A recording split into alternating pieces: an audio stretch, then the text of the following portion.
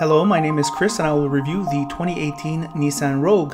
Nissan sent us the mid-level SV trim with a few options, though it was not a high-priced, all-equipped model. This is always a sure sign of a manufacturer who has supreme confidence in their product. Updated in 2017, there is a refreshed exterior, re-nipped interior, and a suite of electronic driving aids.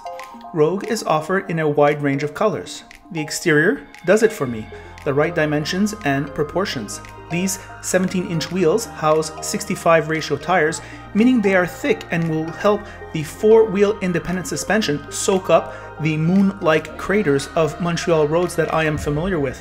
Take a look at Rogue.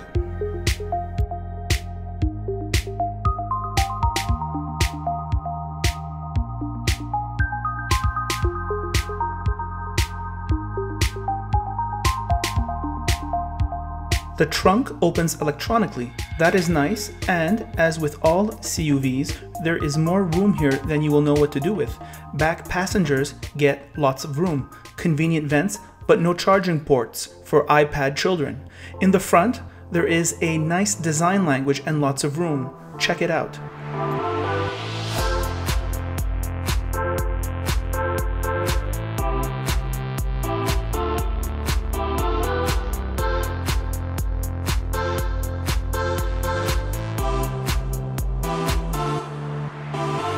The leather steering wheel is optional and the infotainment develops average sound quality and quantity.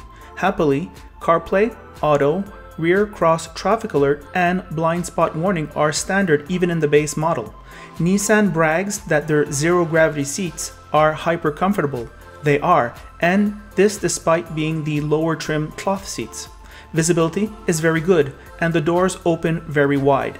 Suspension is set up soft and initially you think it rides like a boat, but Rogue has a darty disposition that makes it zippy in city driving and parking lots. The moonroof is a must check option and increases occupant comfort tenfold.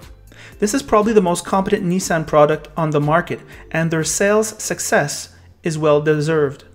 It represents a good value. On a lighter note, Nissan should consider distributing stress pills to their marketing department, as even mundane options have spin names such as Quick Comfort Heated Seats. The engine takes regular gas and consumes 9.7 liters in the city and 7.4 liters on the highway. Pretty good for an all-wheel drive with a CVT transmission. Here are my thoughts on the road.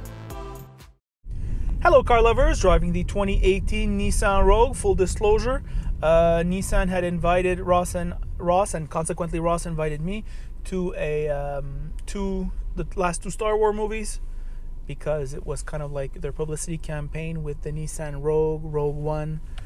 But of course that does not affect the editorial content of my videos. So what to say about the Nissan Rogue? Well, a very homogeneous vehicle. Ross makes the remark it's very well suited to the urban environment. And what are those qualities? A nice soft ride. Usually with these four-cylinder engines, accelerating off the line can be choppy. Not with this vehicle, it's very smooth. On the highway, I would say that it is average noisy. It's not the noisiest, it's not the most quiet, it's okay. The CVT and the engine are a fine team, really delivering good fuel economy in the city, which is very important for me because I hate paying for gas.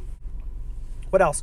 Well, the way they staggered their equipment levels is very well. I think you'll find what you want. The mid-trim, it should be noted, you got to get the technology package to get the dual zone climate control. As you know, men and women, room temperature is about 3 degrees difference, which is why they invented dual zone climate control.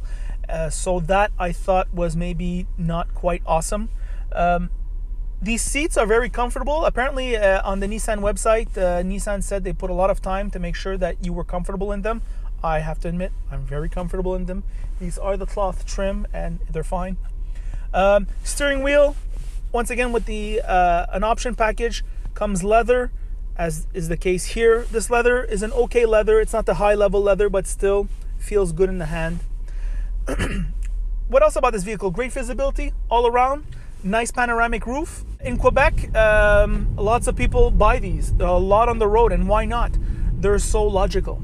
It's such a competent vehicle. It does everything right once again. However, there's another thing I have to say about it. Driving it around the city, it is kind of darty.